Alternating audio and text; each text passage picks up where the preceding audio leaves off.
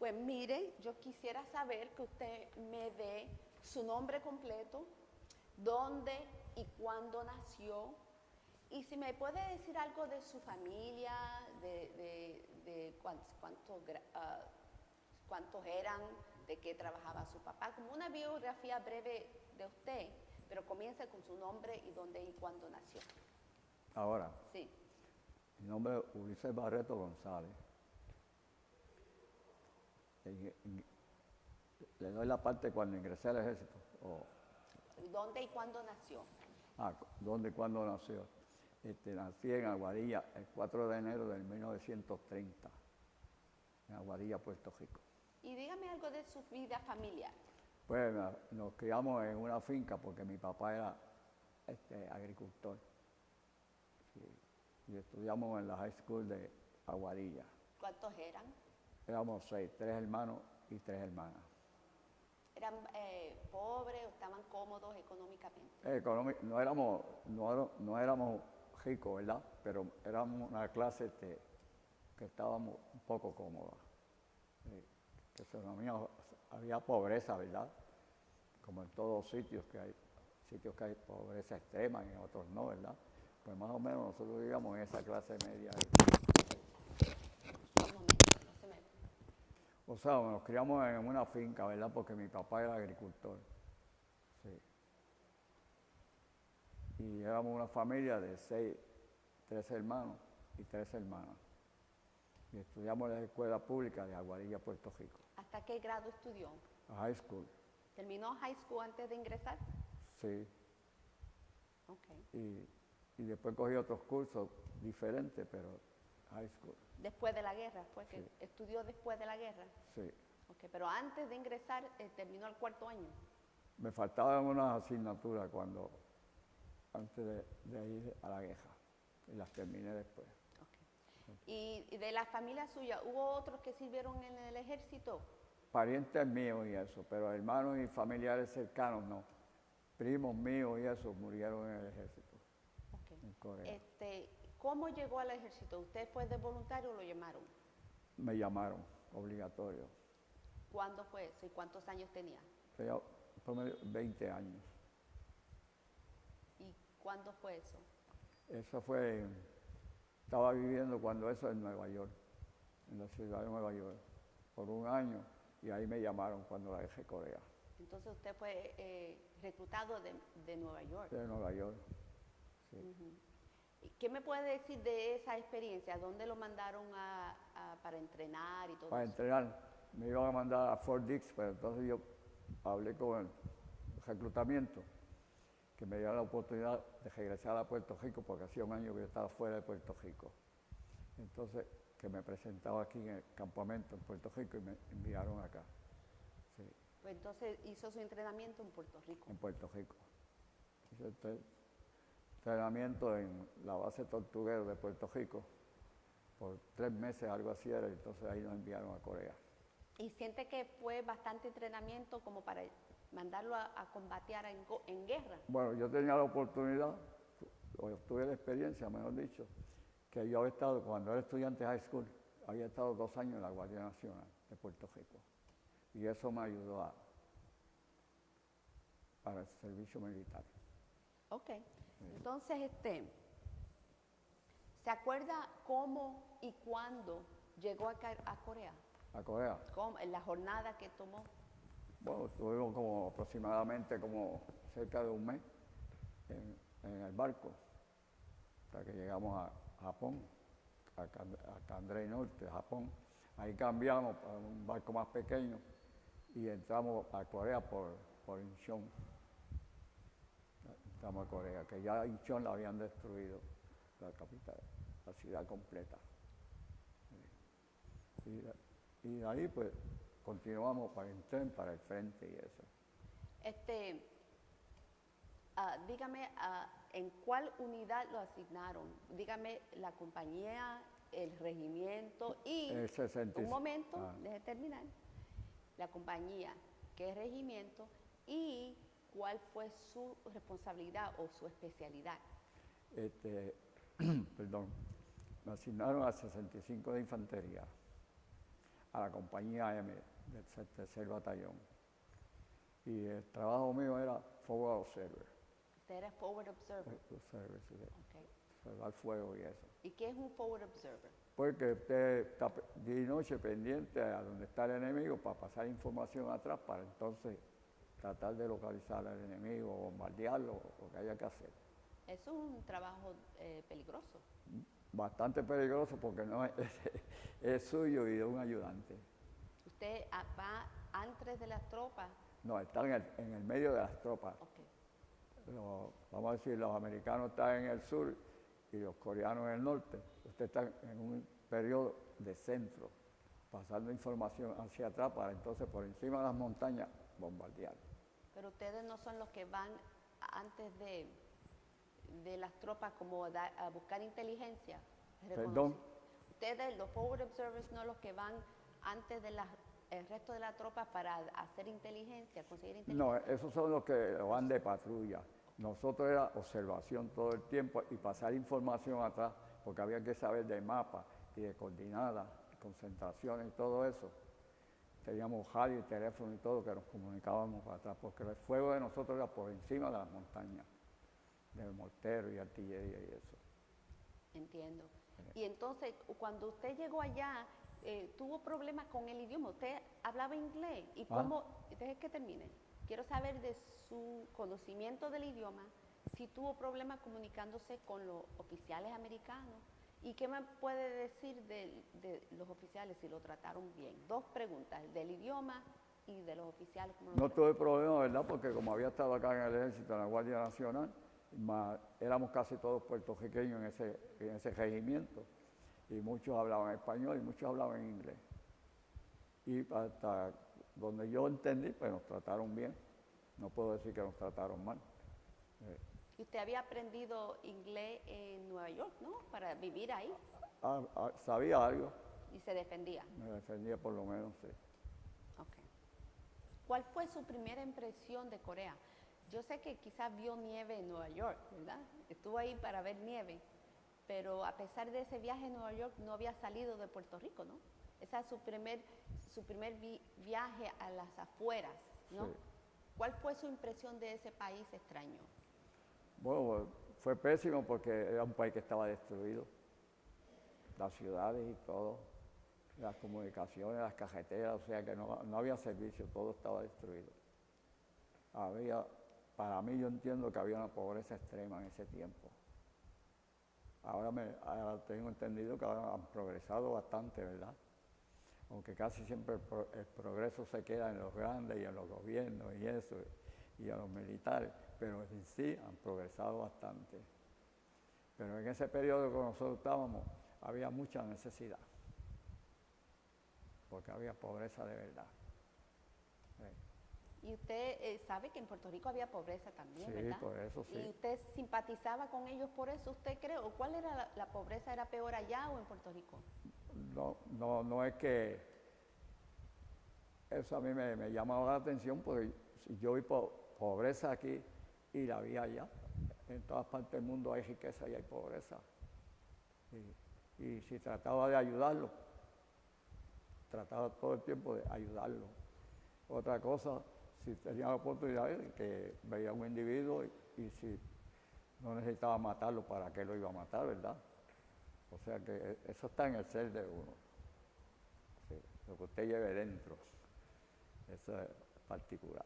¿Y usted no se sentía cómodo siendo soldado o se sentía cómodo teniendo que tomar una vida si era necesario? Bueno, mi opinión era que si tenía que perder la vida, perder la verdad. Pero si podía evitar no matar a nadie, no hacerlo. A menos que no fuera extremo absoluto. ¿Y usted llegó a matar? ¿Ah? ¿Llegó a matar? Ahí es que no quiero entrar en ese detalle. Okay. Sí, no. ¿Le trae recuerdos malos? No me gusta entrar en esos detalles, que si mataste o dejaste de matar, pero, o sea que no me... Yo me imagino, ¿verdad? Porque yo dirigía fuego. Y si yo dirigía fuego por encima de una ciudad, pues quiere decir que algo sucedía allá abajo. Pero yo no lo estaba viendo directamente. Sí. Entiendo.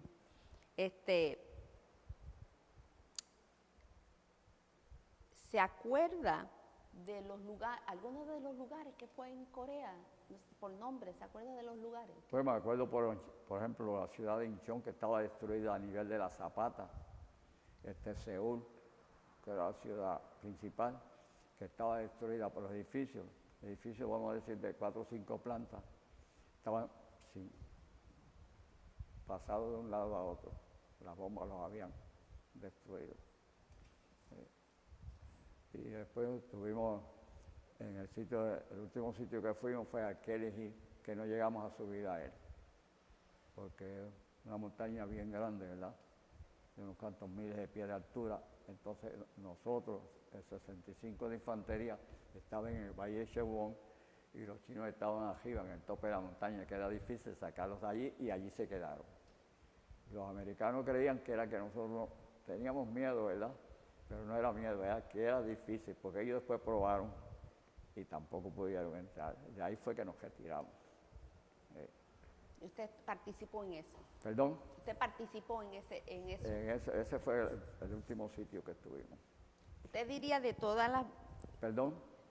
Usted participó en muchas batallas, me imagino. Fuimos a diferentes frentes, ¿verdad? Sí, sí. Pero de todas que participó, ¿hay una en particular que todavía se acuerda o que la considera que fue bien peligrosa, o sería la de Kelly Hill o de Jackson Dye, o otra que tiene en mente? Porque habían otros sitios, ese lo recuerdo por la altitud de la montaña, ¿verdad? Pero habían otros sitios que eran llanos y diferentes colinas, pero no del tamaño de esas. Por eso le llamaban el Kelly Hill. Pero usted considera que su experiencia en Kelly fue la que, si tiene que escoger una batalla, la que quiere contarle al público de esa, una que pueda, de todas sus experiencias, ¿cuál le impresionó más? Bueno, esa fue una porque nos tuvimos que retirar de ahí, no pudimos subir a ella. De ahí nos sacaron para afuera. Y de ahí pues nos retiraron del frente. Yo había estado ahí casi un año, o sea, en toda Corea. Antes de regresar a Puerto Rico, estuvo ahí un año. ¿De qué tiempo a qué tiempo? En Corea estuve bueno, en el ejército en sí estuve de 2 años aproximadamente, del 51 al 53. Un tiempo largo. Sí. En Corea entonces estuve como un promedio de 11 meses. O sea, entre Japón y Corea casi un año. ¿No quiere hablar del clima? Bueno, el clima, como en todos los países, frío y caliente, ¿verdad? Verano, invierno. ¿No le molestó el clima de Corea? Me molestaba porque no estábamos protegidos en las montañas y eso, y en las trincheras, ¿verdad? No es como que estar en una casa con un calentador y eso. Molestaba. Sí. Había veces que uno creía que se iba a frizar, a congelarse. Porque si estás en una trinchera y te pegas de la pared de la trinchera, el frío y uno está ahí como que no puede ir para ningún sitio, no tiene calefacción, no tiene nada. Sí. Pero cuando más malo era de las noches. O sea, porque de día tú mirabas y veías y eso, y trataba de resolver, pero cuando llegaba la noche no tenías movimiento, estabas en ese hoyo ahí o en esa trinchera, y ahí tenía que esperar que amaneciera. ¿Y usted vio compañeros que se congelaron? ¿Perdón? ¿Vio compañeros que sí, hubo gente que perdieron piernas y todo eso, y brazos. Por el frío. Y muchos murieron congelados, que se perdieron y todo en los frentes, y aparecían después muertos. Sí. Pero esa era parte de la guerra. Sí. ¿No fue herido en el tiempo que estuvo allá? No, tuve suerte que no fui herido. No. Qué bueno, oh my God. Vi compañeros míos morir, pero a mí no me hirieron. ¿Y ahí tenía compañeros de su pueblo? ¿Perdón? ¿Conocía de compañeros de su pueblo que estaban con usted? No, de Puerto Rico sí, pero de mi pueblo no. ¿De dónde es usted otra vez? ¿Aguadilla? ¿Perdón? ¿De qué pueblo es usted? De Aguadilla. De Aguadilla. Porque eso lo reparten, ¿verdad?, en diferentes compañías, en diferentes batallones y eso. Sí. En el tiempo que estuvo ahí, el 65, ¿estaba a la ofensiva o estaba a la defensiva? ¿Cuál era la situación de la guerra? Eso un rato estaba defensiva y otro ofensiva, para atrás y para adelante. Sí. Pero en 52, ¿no? No estaban en negociaciones, sí, ¿verdad? ¿Sabe de eso? ¿No? Que cuando estaban en negociaciones no estaban más en patrulla, ¿verdad? Eso había un periodo de que usted estaba 3 meses en el frente. A los 3 meses bajaba a descansar 15 días. Entonces volvía a relevar otro regimiento y así se pasaba el año. Cada 3 meses usted bajaba a descansar 15 días que llamaban. Pero esos 15 días había que trabajar detrás, pues, estableciendo otras trincheras y otros frentes. Sí, pues sí, había que retirarse y eso. ¿Cuándo regresó a Puerto Rico? ¿En qué mes y año? Regresé en el 53, en mayo me parece, 53. ¿Y cuando regresó, qué hizo con el resto de su vida? ¿De qué trabajó? ¿El qué? ¿Yo? ¿Qué hice cuando regresé? Cuando regresó en la vida civil. En la vida civil, pues, ayudaba a mi papá en la finca, me establecí una estación de gasolina y ferretería. Después de eso. Ok. ¿Usted diría que después que regresó de la guerra, que esa guerra le impactó de alguna manera en su vida? Que algunos pudieron ajustarse más rápido que otros. Sí. ¿Y usted? ¿Dónde cae ahí? Yo creo que yo, en términos medios, que me pude adaptar bien, porque mucha gente salieron mental, enfermos y eso. Y yo, gracias a Dios, pues, me pude mantener ahí. Y creyendo la fe siempre en Dios, que todos los días le pedía que me sacara de allí. Así que era lo principal. Por mí, por mis compañeros, por todo. Entonces, ¿usted cree que su fe lo ayudó mucho allá? Yo creo que sí, que la fe mueve montaña, dicen. Sí. ¿Usted regresó con pesadillas o no pasó por eso? No diría de vez en cuando, ¿verdad? Me viene algo que despierto. Sí. No hace mucho, hace como un mes que desperté como que estaba en Corea, después de 60 años. Y dije, diablo. Y se lo dije a mi hermana. Y dije, yo, anoche no me sentiste llamando. ¿Qué pasó? Pues, estaba pensando que estaba en Corea, soñando o algo. Pues eso no se ha ido, ¿Ah? No se le ha ido. No, eso se queda ahí incubado. Tiene un sitio donde usted como la computadora, que lo almacena. Y de vez en cuando. Pero yo no sé, mi experiencia es no darle importancia a eso, dejarlo que pase, que suceda solo. Por ejemplo, a mí no me gusta donde hay grupos que hemos estado, ¿verdad?, juntos en el ejército y eso, estar hablando de eso, no me agrada mucho. O sea, trato de hablar lo menos posible de eso. Y qué milagro que vino y aquí a hablar de eso, aún sintiéndose así. Porque yo no sabía de qué se trataba. Yo vine porque me dijo que era para una entrevista de... Pero sabía que era de su experiencia de la guerra de Corea, Sí, ¿verdad? sí, pero me hablaron de la medalla, no me hablaron de que había que entrevistarse ni nada. Sí, yo creo que yo hablé con usted, yo le dije de qué era. Quizás se le olvidó. A lo mejor se me olvidó, perdón. Sí, pero ya era para hablar de su experiencia y yo le doy las gracias, que aún sintiéndose como usted se siente, que no le gusta hablar de eso, que vino y habló. Eso me gusta, gracias. Que yo sé que es difícil para usted. El señor que va a venir después de la cita mía, Ponce, ese señor perdió la mente allá, pero se recuperó. Gracias a Dios. Sí. Ay, Dios mío. Usted nunca más regresó, ¿verdad? ¿Perdón? ¿Nunca más regresó a Corea? No he regresado. ¿Le interesa regresar? Podría ser algún día, ¿verdad? Porque me gustaría ver el progreso que ha habido ahí. Pues mire, hay un programa que el gobierno de Corea tiene para que los veteranos de la guerra de Corea visiten y regresen. Ellos no pagan 100%, pero pagan un gran porcentaje y el veterano paga un porcentaje más pequeño y le vamos a mandar información de eso, por si acaso usted quiere ir con un acompañante, no solo. ¿Ok? Sí. Entonces, yo quiero saber, usted tiene que tener un retrato en su mente de cómo se veía Corea entonces, cuando usted estuvo ahí como soldado, ¿verdad? Destrozado y como sea. Y ¿Tiene una idea de cómo es Corea hoy día? ¿Ha oído hablar o ha visto que está bien moderno, verdad? Bueno, yo creo que Corea en ese asunto se veía en esa época como un país agrícola y que las familias vivían de la tierra, ¿verdad? De lo que producían y eso. Me imagino que el gobierno tendría que dar alguna ayuda también, pero puedo observar que más las villas, que por ejemplo las villas son un conglomerado de 20 casitas y eso, era lo que se llamaba una villa, que todos comían juntos y todo, ¿verdad? Y compartían todo. La naturaleza en sí del paisaje me encantaba porque eran llanos y montañas, como aquí en Puerto Rico, y a mí eso me llamaba la atención. Sí. Pero ¿sabe cómo se ve Corea hoy día? Hoy en día, por lo que he leído y por las revistas y eso, es una ciudad progresista, que ha progresado bastante. Es más, tiene en las industrias tiene hasta un progreso mayor que el de nosotros.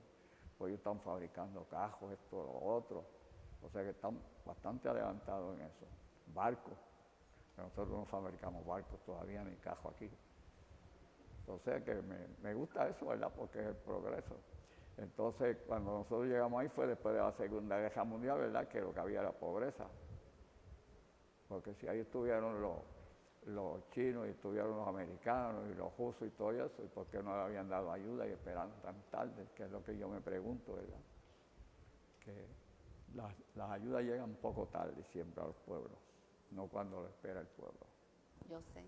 Bueno, si usted tiene una idea clara del Corea del ayer y el Corea de hoy, ¿qué opina usted sobre su participación en esa guerra de Corea? Por ejemplo, ¿usted cree que valió la pena, que no fue en vano, que se arrepiente de algo? Bueno, yo no creo que fue en vano, porque como eso lo que hubo fue a Corea del Sur una invasión y nosotros fuimos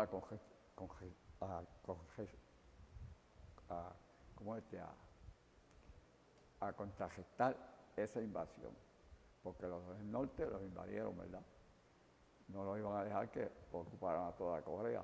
En otros casos, por ejemplo en Vietnam o en otros sitios, se pueden haber cometido injusticias, ¿verdad? Por intereses económicos, que esos son otros factores de la producción de los países. Pero yo creo que fue justificada la guerra de Corea. Ahora mismo la guerra ya de Asia y eso yo no la justifico mucho, ni la de Vietnam tampoco. Pero esa de Corea para mí fue justificada, porque había una causa para definirla. ¿Cuál diría que es el legado del soldado de la guerra de Corea, el legado de su servicio ahí? Bueno, yo creo que fue bastante bueno el legado que hicimos los puertorriqueños, y no los puertorriqueños solos, porque allí vemos soldados del mundo entero, de países hispanos, de Asia, de todos los sitios habían tropas allí. Y en conclusión, ¿quiere decir para concluir, hay algún comentario o una anécdota o algo que usted quiera terminar la entrevista para los que estén viendo esta entrevista, un mensaje que le quiera dar? Yo creo que lo que yo puedo decir, que lo que se ve en el público y en general, que era gente bien humilde, que no estaban por jaquetear ni esto ni lo otro, que eran honestos, unas poblaciones honestas, aunque hubiera pobreza, pero eran gente honesta. Eso es lo que me gustaba de ellos. Porque en ocasiones cuando veníamos atrás a descansar los 15 días, nosotros teníamos comida, ¿verdad? Yo era un individuo que sabía que si desayunaba podía almorzar y comer por la tarde, ¿verdad? Y me da triste ver muchos ancianitos y muchos niñitos chiquitos, cientos, no uno ni dos, pidiendo un poquito de comida que le echara. Entonces yo cogía el mezquite mío y había soldados que decían, pero usted es bobo, que si yo estaba bobo, ¿y por qué voy a estar bobo? Yo le estoy dándole una ayuda. Yo si la pudiera dar toda, se la daba, porque ahora, yo no como ahora, pero ya yo sé que durante el día voy a comer, o mañana voy a comer, pero ellos no tienen perspectiva de comer rápido. y me era duro a mí yo sentarme a comer y ver aquello pidiendo. Por eso yo considero que era gente justa, que merecían la ayuda que uno le diera. Yo le doy las gracias porque usted tenía un buen corazón con esa gente. Y gracias por su servicio. Y el señor Han está haciendo esta entrevista para darle las gracias a ustedes que se sacrificaron allá y para documentar esos recuerdos que usted no quiere recordar. Y nosotros queremos recordarlo. Gracias. Ok. Que tenga buen día.